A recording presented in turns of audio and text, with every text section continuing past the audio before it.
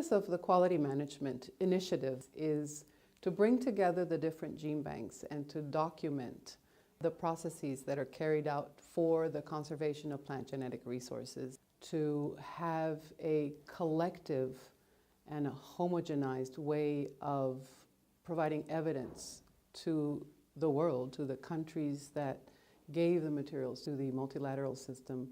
My job in the quality management system is to bring the gene banks together and provide equivalency across the gene banks so that we all have the same types of standards. One of the things that the FAO 2014 Gene Bank Standard has established is that all these genetic resources should be kept in a place that is safe, secure, well guarded, able to handle things like earthquakes and flooding and fire. We've identified maybe 40 different topics, and within those topics there's subtopics that we are looking at, anything from access to availability to documentation to policy. It's very important to have partnerships, to strategy, the equipment that people use, how modern it is, how well calibrated it is. These are all things that are very important.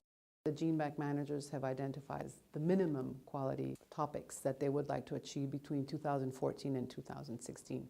It is establishing a succession plan for the key gene bank employees.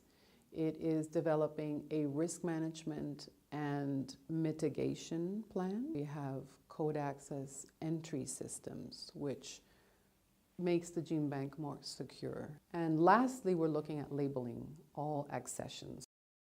A lot of times we don't give the value to the people that actually conserve the genetic resources. The key point here is to give people the opportunity to grow within a company, train them properly, recognize the value that they have with all their knowledge through the years.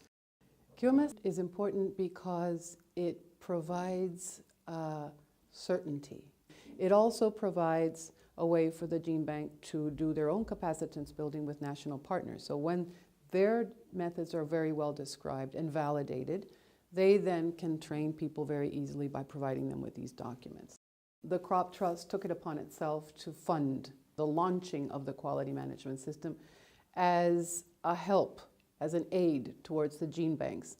But then in the second phase, the gene banks will have all this documentation. They'll be trained. They'll have a lot of the tools that we're currently trying to implement. It will be an in-house effort. The other thing that the Crop Trust does is it pays for external independent review, which is then another aid for the gene banks to know exactly where they fall in this quality continuum and how they can make a quality plan for further improvements.